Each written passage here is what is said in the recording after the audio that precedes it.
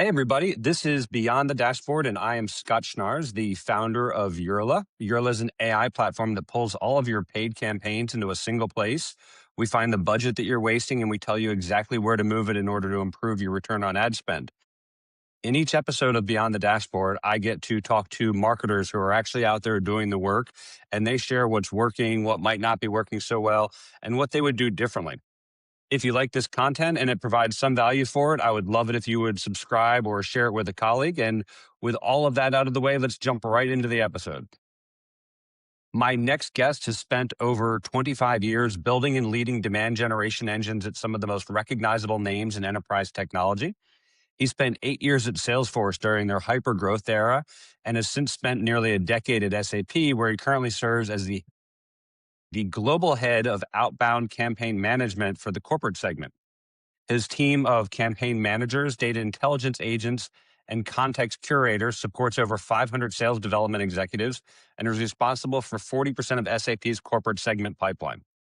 If you want to know what demand gen looks like at really true enterprise scale, you're about to find out. Korstiaan Hardam, welcome to Beyond the Dashboard. Thanks so much for being here. Thank you, Scott. What an introduction. And thank you for having me. I followed your podcast and always very interesting content. So happy to contribute. Awesome. I'm glad you're here. I want to hear a little bit about your experience in Salesforce. You were there for 8 years. You went through the really explosive growth times there, and it was, arguably some of the most explosive growth times in SaaS history. And now you spent over a decade at SAP, which is one of the most complex enterprise organizations on the planet. And I'm interested in learning about what did each of those chapters teach you that the other one couldn't. So for example, what did you learn at Salesforce that you wouldn't have learned at SAP, and vice versa? A good question. Loved joining Salesforce at that time. It's really a company that defined a category, established SAS, SaaS as like a new way of doing business. And really what I found when I joined that is kind of this customer obsession. There's a really strong customer obsession all the way to the organization. And of course, there's a lot of things that are good. There's a lot of good, there's a product, there's the organization, there's finance, all of that sort of stuff. But sitting in the sales and commercial organization, what I found is actually this way to align all the way down to where the company is going and how we get the message across to the customer was really key. The one thing that stood out for me was the way they did that. So they had this kind of a vision template, which was called V2MOM: vision, Yeah. value, methods, objections, and metrics. And basically, that was a way to cascade down and make everybody buy into what had to be done. So it was always a very oiled engine, but that was one of the things that for me really stood out. Did you inherit V2MOM when you joined? V2MOM is everybody knows it's Mark's kind of big vision for how he does everything there. Did you inherit that, and were there challenges in adopting it for you and your team? It's no challenge, but basically what happens is so Marc Benioff did the first. He would have gone down at that stage to the global head of sales, Frank Veenendaal, then would go to EMEA heads, and then it would come to me. So we would get the cascaded versions, and then Okay. I would sit down with my team and they would provide lots of input. And then each of the people that had to make their own V2MOM while also then taking notice of what happened all the way up in the chain. So very interesting, but everybody had to do their own one as well. And not only, so it was very, very energizing, and it was taken very seriously as well. How did they, I'm assuming, because everybody says, oh, our customers are our most important assets or whatever. Salesforce really walked that walk. How did they, uh, was that just something that Marc Benioff brought at the get-go, was here's how we're going to structure it, and we're going to have everything from first touch all the way down to conversion, and that's just going to be part of what we do as a culture? I'll tell you, it's very easy to say that. Marc Benioff definitely had that. Yeah. Basically everyone that I saw had that in there. So I used to have my boss was kind of one of the founders in EMEA. And he would walk around, he would talk to you, we'd find out what the business was. So everybody was always walking around and talking to people and asking, how's your business doing, etc. If there was kind of like a big, like big event, corporate, everybody would participate. So I think everybody just felt it was a great opportunity. And the way people were hired, there was a certain profile that, like all the way down, what Marc Benioff did, all the other people were doing as well. But definitely the culture established by the top management was very special. Yeah, I bet. How much of that were you able to bring over to SAP when you moved over there? You bring a lot of that Yeah, I energy bet. of actually investing in a joint culture, you bring that over. But SAP was already invested themselves and they had their own values. And so then you go with that flow. And SAP was a very different company that you would expect from a German company. So whereas like I would have always seen like in Salesforce when Mark said something, like we would launch a new project, a new product, new acquisition. Everybody knew and everybody would come along on the journey. The P on the other hand side has decentralized to be as close as possible to the customer. So a completely different company. And you wouldn't expect it from a German company that it was very, very decentralized. So, but what made SAP very great, also with a customer obsession, is that the teams that were very close to the customers, they were able to actually make their own decisions to actually bring value to the customer. And as you actually make very, very complex, like environments for customers, that was very, very important. And that allowed SAP to do that. So yes, I brought kind of my own energy with but by far, I joined the company was already extremely established. Sure. And like they would never say that I would bring that to the company. But it's you bring it along with you and an enthusiasm. Yeah. Talk a little bit about that autonomy that you got when you had mentioned that when you're at the customer, you get to make your own decisions there. How do you keep everybody on the same page? You as a leader, you've got to keep your entire team on the same page, and so that one person doesn't have autonomy to do something that contradicts another person. How did you manage all of that? Well, one of the vehicles there was always like the yearly planning cycle. So there was always a yearly planning cycle where you like have a go-to market. You make plans of how to actually address that go-to market.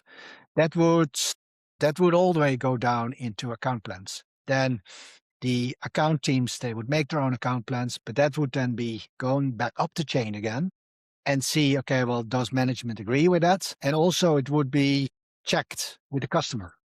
So customer Got it. buy-in was super, super important. So that playback of what the plan was to the customer is a really valuable thing to make it happen. But it also goes back up the chain.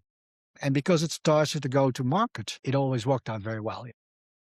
So you're hitting on my next question really nicely here because you're running a massive team. You've got campaign managers and data intelligence agents, and you've got content curators, and you're supporting 500 SDEs right now. Walk us through exactly how that machine works because there's a lot of complexity in that. Yeah, yeah, yeah. So like if you're in a company that needs to hit every quarter, yeah, at a demand generation outbound team, you need to have a far straighter line of hitting your number than the sales team. The Mm, sales this and this and this and there. But they're like we need to be very, very predictable. And you need to also hit double digit growth. So what we noticed at a certain stage is that like we needed to do extra above the common setup of a team to hit that growth trajectory. So it always been aligned to salespeople, and they would tend to go and give direction on like going to the low hanging fruits. And we would work with marketing people, and they would have us work on campaigns and drive bums on seats. But that wasn't enough. So what we found is that SDEs were not effective in opening new doors, and we needed to be far more programmatic. So what you see then, if you then dig into that, is they spend a lot of time profiling, they get their own messaging, and that's needed because it's outbound. So you can't drive, you can't knock on a door unwanted with not being sure. completely analyzed. So this engine is basically doing all of that, and we then made it programmatic by putting it on Steam is what we call this. So we start with the S of scope, and that basically makes sure is that our campaigns are in line with the go-to markets. and it's aligned with marketing, with our partner organization so that we're not overlapping. Then we do the targeting. So the targeting basically is making sure the right company had the right persona, we stay compliant. Then we have the engagements. So get the right messaging, get the right to be as resonating as possible. Then we activate. Yeah. So we activate, we have the Wow. Okay. team going. And at the end, it's just the measurements. So that's is kind of how each campaign runs. But the core of it is to take the complexity away from the rep, and that they just concerned with having a good conversation in the last mile of making it relevant to the customer. So you can't make it all. Yeah, they need to do the last bit in a sequence or in a message or tailoring the message. But the key design of the profiling, the campaign management, that's what this team does. And as a result, what you can do is you can actually be programmatic about opening new doors. So the SDs don't only work with my campaigns, they also do ongoing nurturing and all of that, but they need to go and do the difficult work. And that's what this team Yeah. does. And are they solely going after net new logos and opening those new doors for literally new SAP customers, or are they opening the new doors for, hey, this is an SAP customer, but they're not using one of these products yet? How do we get into that door? Or is it all of the above? It's both. It's both. Okay. So, um, like obviously, I mentioned first the sales teams do their sales planning, and they would go after like the big rocks. Doors need to be opened to find a CX opportunity, find a business transformation opportunity, find something for finance and spend, and that's where this team comes in. So that's new business in existing customers, and then of course for SAP, there's an entire mid-market that we then cover, and we also then drive pipeline for our channel business as well. You had talked about the importance of linear growth with the SDE team. When you have that many moving parts across multiple different regions and that much pipeline at stake, like how do you make sure that you're holding the entire team accountable to a single number? Yeah, so this happened a couple of years back, where we introduced this thing. It's kind of like a name of, we call this a demand manager. So which is typical than the normal name of a demand manager, which is more logistical function. But this is basically people that actually make sure that across different product lines, across different sources of demand, across different segments, is then when we do all this demand generation, that we don't go after the same customer, and that we don't reinvent the wheel, that we don't duplicate efforts, and also that we are not going into a direction where the company doesn't want us to go. And that's been really powerful. And what you see in the last couple of years is SAP has been growing very, very steadily for a very Yeah. big, and that is reflected also in the valuation of the company. But this is this demand manager, and they orchestrate. Basically, they are kind of like a custodian of the pipeline, and they then provide input to these campaign managers. And that's very strong because these campaign managers, they shouldn't be sitting in meetings all the time. They shouldn't be a Right. lot. They should be knowing what the customer wants, what an SDE wants. So they should be execution focused. And this demand manager is more like an orchestration functions. I've done a couple of these functions in Switzerland, in the region. That basically then keeps the eye on the number and make sure that what we do across all these sources of demand is aligned with the sales number. When you and I first met, and you just kind of hit on it a little bit when you talked about like kind of going after the same customer or touching the same customer. When you and I originally met, you had mentioned that there was a problem at one point where a single CFO might get three or four messages from different people at SAP at the same time. I want to learn a little bit more about that and how did you discover that, and then what was breaking down and how did you go about fixing it? Because I think that's for any large enterprise, that even a small enterprise, like I was running, significantly smaller than SAP companies, and we had that problem where we were four people were trying to call the same person at the same time, and it was just too much. So how did you identify that, and then how did you fix it? Well, obviously, so one of the things that we found is that because I mentioned at the beginning that our sales account teams, they're very close to the customers. So at certain stage, we got more and more messages from companies that say, we really don't like the way SAP is actually approaching it. So like when I And was, did they not like it because they felt it was too aggressive, or did they not like it because it just looked like it was a mixed message? yeah, so I'll give you an example. So there was a big insurance company in Switzerland. And they basically went to the account manager and they said, listen, we totally don't like what you're doing. You're distracting us. We don't know who to talk to anymore because everybody is positioning themselves as the responsible for SAP because we have different product lines, Yeah. different countries. And this was a multinational company. And they said, we just want to know who is who in SAP. And we don't want to go to every campaign that you have, and we don't want to go to every event. We want to be treated like a corporate, as a real enterprise customer. So those those one filtered through. And then at certain stage, what we said is we established this mechanism where we had this demand manager and they would have pipeline councils, and the pipeline councils would identify issues, gaps, opportunities, and they would coordinate across segments, product lines, and sources of demand. And then actually that would then cascade down via these demand managers to actually make sure that this got executed according to a plan, a demand plan. And that then needed to be executed, and then that cascades back up and all of that sort of stuff. So reporting, standard reporting, but it requires a lot of, first, a lot of alignment. And then the second, it needed at certain stage to make sure that the right people arrive at those meetings and there's not too many people at those meetings. So it's really, like not 20 people at those meetings, but the 3, 4, 5 relevant people there. Yeah. Was that in terms of the changes that you needed to make internally in order to make that work? Was it just kind of, did you have a situation where too many cooks were spoiling the meal, and that's why you took it from 20 down to 4, or was it a technology change that you had to make in order to ensure that everybody was on the right page with those campaign programs that you were running? I think it wasn't the right. It was really like, how do you say that? So a lot of people were very protective of their business and they wanted to be at every meeting just in case. Yeah, sure.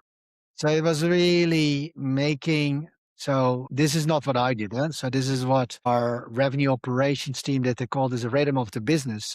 And they would then establish that, like only the relevant people would be there so that most of people could get on with their business. So like as you grow as a business, always there's times that fat accumulates in an organization.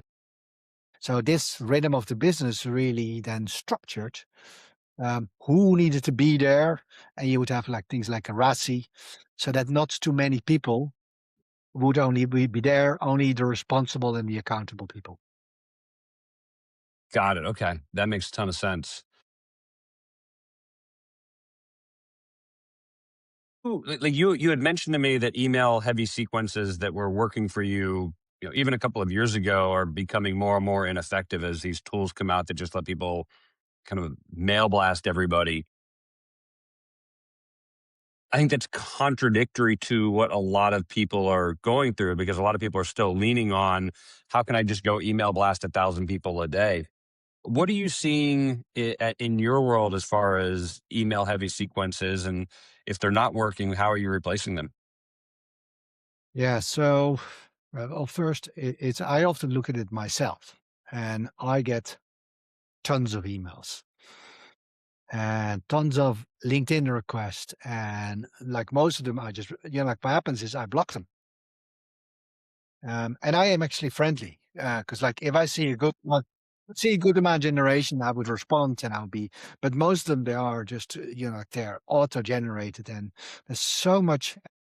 So what we've also seen then is that our customers react and they say we get all these things and we don't want to be there. So we had a problem that a lot of our sequences, like came back and they would block us. Yeah. Wow. Okay. So, well, more and more, and particularly in Europe. And then also what happened is we got complaints via our account teams in where the customer said, okay, listen, we don't appreciate that. And that would create a lot of meeting culture. like as soon as I get one of these complaints, it was also in Salesforce. If you get one complaint, it messes up your day because then you need to deal with it. And the last part is kind of the introduction of legislation. And, like, so we can't do this because companies like SAP, or if you're, for example, AWS, like there's certain groups that go after you because you're big. Sure. So, so you would have, it would almost be certain groups representing customers that would go after us. So we need to be very careful. So A, it doesn't work. B, it is a distractor. And so like we saw actually the way that the conversion rates of these campaigns, they would go down because they just weren't effective anymore. So yeah, we are going multi-channel, and part of it is also is to integrate with our marketing approach. So we now do integrated demand programs where you don't have separate outbound, inbound, and channel. So it has to do with this, this coordinated approach where the data and the way the customer actually, like is, like sending out signals, has intent and all of that sort of stuff is based on that.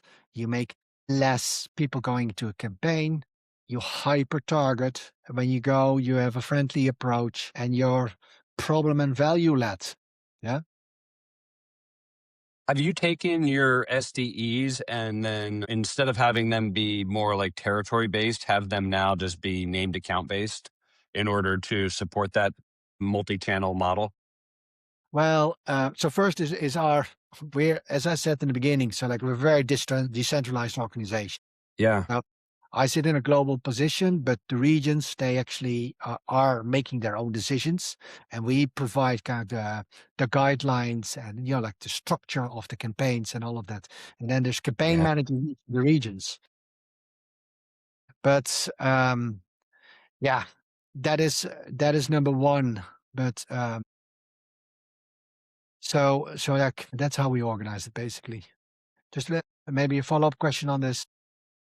Well, the follow-up question on it is you had hit on data privacy regulations, especially in Europe and outside of North America. And these regulations are changing which channels you can even use. So I like the way that you talked about how you're rethinking these kind of outbound model where you have this multi-channel integrated demand model. Is email just like completely off the table at this point for SAP?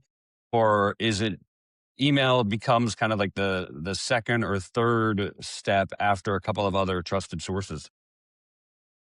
It's the trusted thing is the main thing. So in certain countries, like for example, let's take Germany. So that is a country with very heavy regulation. So our team in Germany, they are very clever in going back to the phone. They're using social, they're using signals, but they are very low on email. And when they do email, is they are making sure that they have an opt-in. So often that starts even with a request via LinkedIn. So this opt-in is gold dust. Yeah. So when you have that opt-in, you don't want to lose it. So you don't want to go and start spamming this customer. So they are very deliberate in how they actually message to those customers and how they approach them. And then, again, this coordinated, orchestrated approach is super, super important, especially enterprise customers.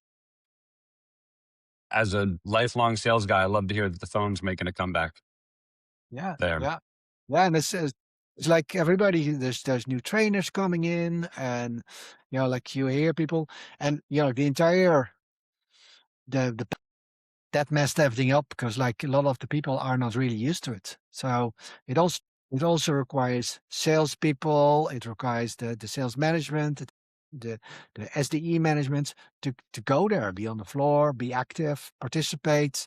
So if these call blitzes and we get partners, we get partner managers, everybody gets involved because that energy is needed, and that requires much more of an effort now than when I started. Like I started at Oracle and everybody was on the phone. You came in the morning in the office and that was it. You started calling. Yeah. But Yeah. it's I miss the days of the loud phone, the loud sales floor. yeah, yeah, yeah, I yeah, feel like that's kind of in the last 10 years or so, it's gotten very quiet. So I'm glad to hear that it's making a bit of a comeback there. yeah, yeah. When But it when when you sorry, go ahead. it is then very targeted then. Huh? So like when somebody makes a call, it is, like it is far more prepared than when I did it. Yeah. Yeah. You and I just got like a, hey, here's a name, go call this person and Yeah. it's them. So let's talk about that a little bit because right now you're tracking pipeline in terms of created value, in terms of sales accepted quality, in terms of forecast stage conversions. When you walk into a meeting with your boss or with your boss's boss, like what's the one thing that matters to that person and why is that? Yeah. So we had for years, we had for a couple of years, we had this thing where we had created pipeline. It's interesting, but it's not what they care about. They care about pipeline hitting the forecast relevant in 6 months from here to now. So that's their time period. It is then the function of this demand manager and so that, so let's say the digital campaign managers, when they meeting with these people, is to explain them our equation, because our effort on this is like we need to make a campaign. And before it gets to that, we first need to go and get a campaign where people actually answer the phones, they open emails, they, LinkedIn with us, the micro pages resonate well, the videos are good, we have new innovative ways. It is really hyper targeted to this dairy farmer in Turkey so that they feel it's made for them. So we need to Yeah. expect them, but what they care about is, has the pipeline hit a certain stage so that it can be forecastable? And that's what we need to do. So we need to show that we also mature the pipeline that was created. Yeah. So that's probably number two after that. And only after that, they care about the pipeline creation. That's good to hear that pipeline creation is down the list. And it's an amazing machine that you have it so dialed in that you can customize down to that dairy farmer in Istanbul. That's really impressive what you've built there.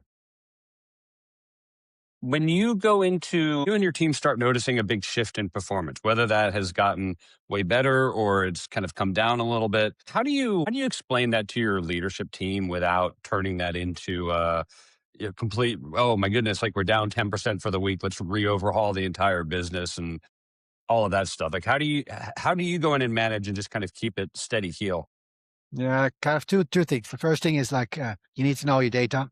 Yeah, and you need to come in prepared and already know what they do, and then already said, okay, yeah, we've seen this, and we're mitigating it in this and this way. So that's number one. Number two, in our world, because like we're talking mostly to senior salespeople that are just interested in hitting their number, is we need to translate it in something that they see with their customers. So you need to tell a story of, okay, this message is not really landing well with the customer. Yeah, with this customer, we had this Yeah. conversation with this person there. So you need to have you need to have the examples. So it's very important that the mechanism of the campaigns and the reporting of it includes all those data points, so that when somebody tells that to top management, and that's often at the regional level that it happens, that they can tell that story. So it's a custom example, and then being on top of your business.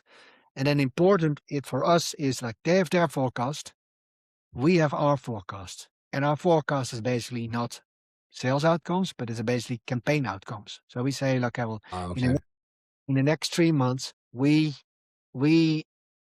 are accountable, yeah, and you can hold us accountable for this campaign outcome so that it goes, yeah. And this is what we're doing to mature it into towards a forecastable stage. Yeah. And then if you're looking at campaign outcomes, if I heard you correctly, if you're looking at campaign outcomes, you can kind of go like, hey, you know what? We tried this campaign and it worked out well, or we tried this campaign and it didn't quite work out as well. And we can just scrap this one little campaign versus scrapping the entire program. Is that accurate to what I heard? Yeah, yeah. Like you always need refreshment as well. Like so we got Yeah. some new corporate, some new people, new leadership in the last couple of years. And they basically said, okay, listen, we need to go back looking at the waterfall. Yeah. And all the way what looking is in the waterfall. And they said, yeah, are you looking at this? Because like it turns out you have so much numbers And they basically opened us up to look at other numbers. So for example, okay, well, how do you know? Back to the old thing, win-loss analysis is, okay, well, why do we win? Why did we lose? Why did we get there? So kind of that level of detail is also really something that we're refocusing up as well. And that's something that we didn't do for a while because we were focusing on other. Yeah. Hey, can we go back to something that you said about your multi-channel? And I want to hit on that because I think you had mentioned that generic messaging no longer works. And like you've really got to connect with the buyers, A, like much earlier in their buying journey, and B, with a really tailored problem proposition. And you even said, hey, we're leading with value in every one of our conversations. What does that require from a demand gen team that a lot of teams just aren't doing today? Like everything that you say like makes 100% sense there. Why do you think that everybody's not doing that? Well, it's very time intensive. So I go back to this approach that I mentioned, to this STEAM approach that we do to take the complexity away from people.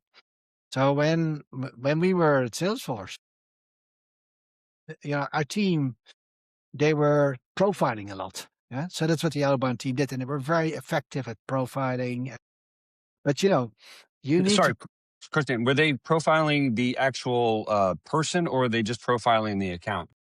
They were profiling the account and the person, and then based on that, they would come up with like a message that they would go on the phone and with an email. At that time, it was still more the phone, but it was also email. And what happens is that not everybody has that time anymore to do that. So this is our engine. What it does, it really identifies them for. So I mentioned this dairy farmer in Turkey, and that's always our tagline. It's kind of like it needs to come down for outbound. You can't just say we sell this product line in this country, in this segment. No, it needs to go down towards a sub-segment level and almost to a one-to-few level.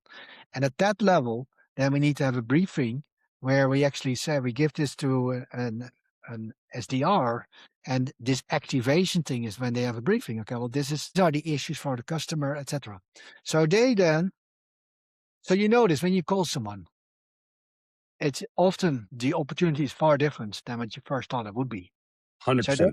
so they then need to actually know what are not what our value proposition is, but what are typically 2 or 3 high level problems that they deal with. And they need to be able to articulate that in the language that a CFO or head of procurement or someone in logistics talks. And that level of preparation is often missing. Yeah, because it's the demand is so heavy for SDRs to be constantly busy that you get generic. And so you need a team and a sort of structure behind that to take that hard crafting away from them. And we live in this world now where AI is just letting you hyper tailor your outbound to whatever, kind of to your point, down to that dairy farmer in Istanbul at this massive scale. Like, where are you seeing AI tools move the needle for you now? And where are you seeing like, oh, this is way more hype than it is actual real in practice? Oh, it's definitely changing. Yeah. Yeah.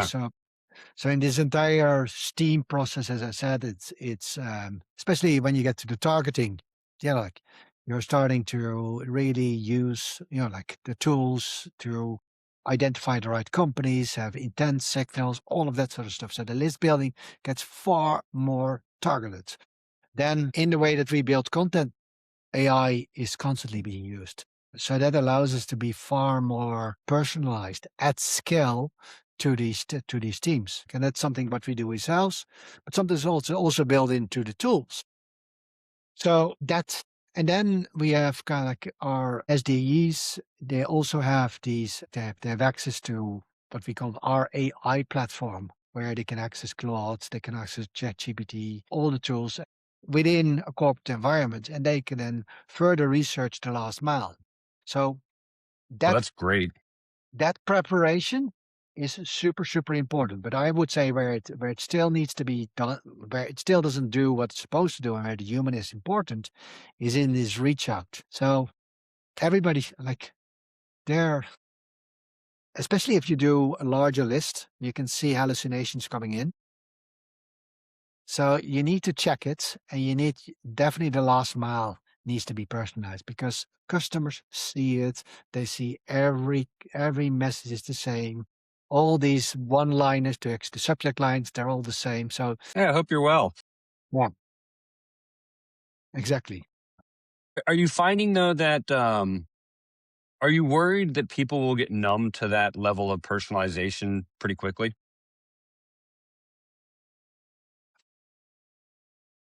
Yes, of course.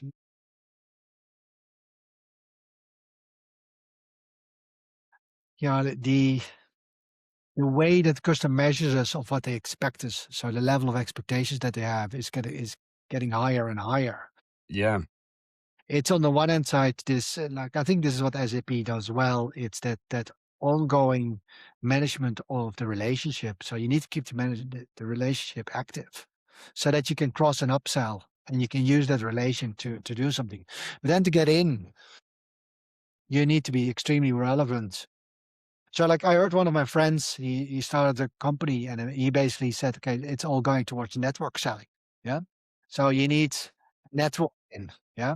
And I think that's a big thing as well to leverage your network because trust of the customer that this is AI and not Scott reaching you. That's what they want to hear. Unless they want something where they don't need Scott.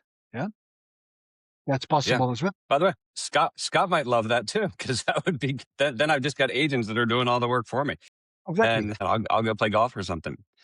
Last question for you. You've spent a long career building out demand gen engines at Salesforce. We talked about at SAP. We've talked about you've done this across multiple different regions, multiple different continents, multiple different market conditions. In your opinion, what is the one thing that stayed constant about great demand generation, no matter the company, the channel, the timing, what have you? Like, what is like one standout that has just been consistent throughout the years? Can I have a few? Yeah, you can have as many as you want. I think one thing that's central is this customer obsession. That's number one, It's a great one. and that then needs to be accompanied by a discipline. Like you can do all things well, but I think like to make the engine running, the discipline of what you're trying to do and how it aligns back to your goals is super because otherwise everybody goes off the line and does things differently and you don't learn quickly enough. Connected to that is and this is what I've seen, for example, I see this in SAP where you have great leaders there for a long time. They